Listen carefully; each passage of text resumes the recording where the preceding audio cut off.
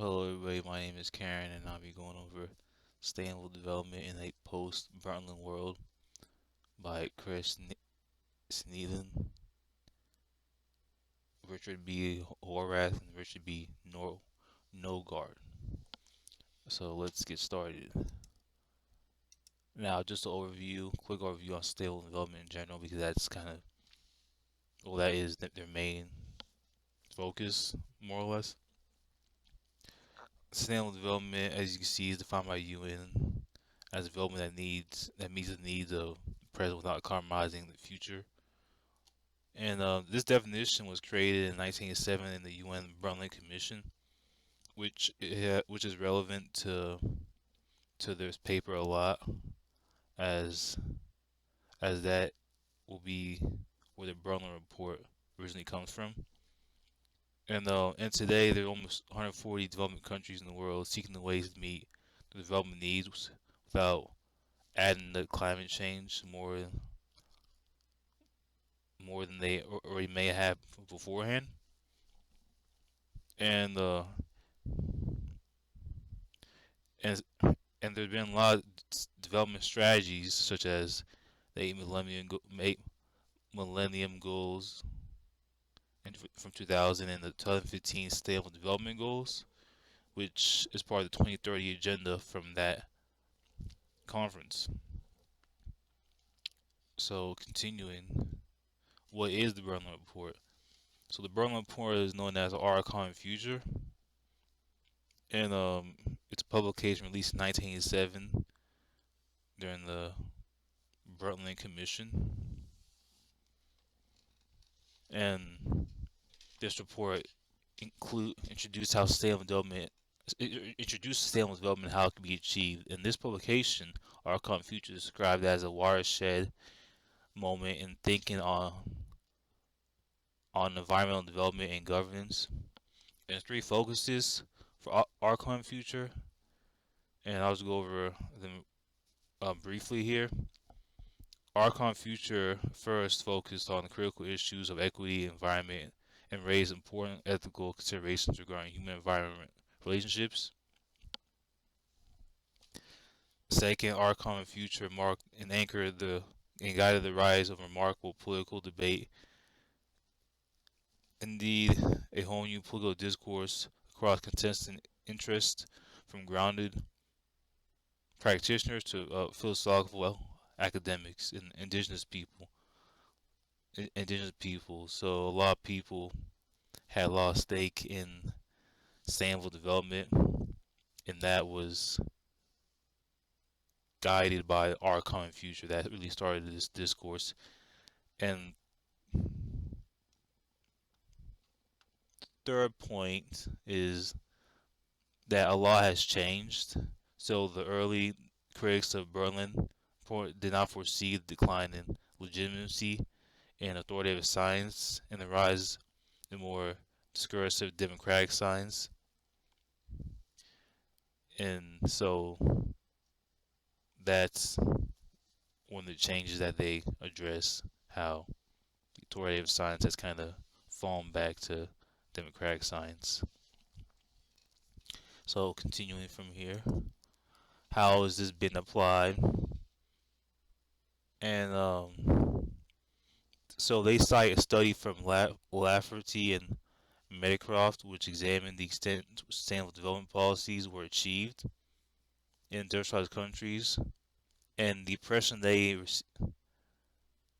seen from their study, the two who created the study, was inaction and uneven implementation among a high consumption society. So high consumption societies that they mention are the European Union. So countries like Netherlands, Norway, United Kingdom, Germany, and along with that, Australia. Well, not Australia's not European Union, but that's another high consumption country. Canada, Japan, the U.S. And they say that they reasonably expect those countries to be leaders in environmental policies, given the overall levels of wealth and mechanisms for citizens' participation. But that wasn't always necessarily the case in what they seen, and they conclude the study that there's not really a single explanation for the performance of these national governments.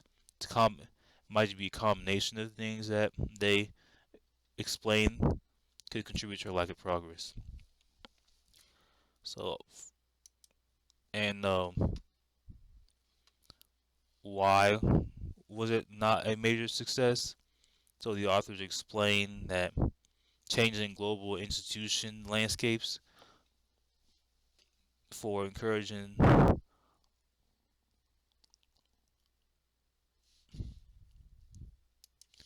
so for encouraging I guess growth. I may have forgot that word in there, but they're unorganized, unpredictable in in which notions of multilateralism and international cooperation have ebbed and flowed, and along with that, they cite how like the United States, or at the time how the United States recently went away from multilateralism, and the European Union progressed towards even greater levels of consolidation and integration across a range of political, economic, and environmental sectors. So, how the U.S. went more unilateral, and the European Union went more multilateral and more international cooperation, which is what they state to be a large reason for lack of success of sustainable development, and other things such as unpredictability and on the global scale, and other things such as that is what they cite as well. And as you see on the slide, how I talk about them as well. So continuing from here, what are possible solutions to further stable development? So the authors essentially very much believe pluralism is a way. So going away from multilateralism and having pluralism, and and they cite three important pillars of this. So ecological economics, and in that branch, I guess, for lack of a better term, they say critique of neoclassical economic arguments such as development growth model, incorporation of ecological concerns in economic methodologies and theory. Those are two ways, and also political ecology is another separate branch, for lack of a better term to say, and in that branch, radical critique of global political economy and its ecological effects, sensitivity to structural forces and impending sustainability. And the last thing they have as an important branch of their embrace of pluralism is development as freedom. So internal critique of development theory, prioritization of political rights and basic human needs and economic opportunities and equity, and over aggregate economic output and development and thinking. So that's what they suggest. And and the authors argue that a way to promote sustainable development is a pluralistic approach, as I stated before,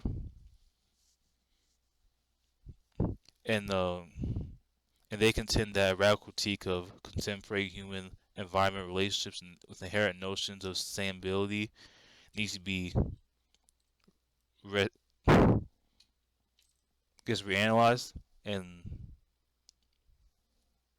rescued from proponents of sustainable development who use it to advance the development agenda that is demonstrably unsustainable. So I guess more or less be more effective and make more effective policy in regards to sustainable development.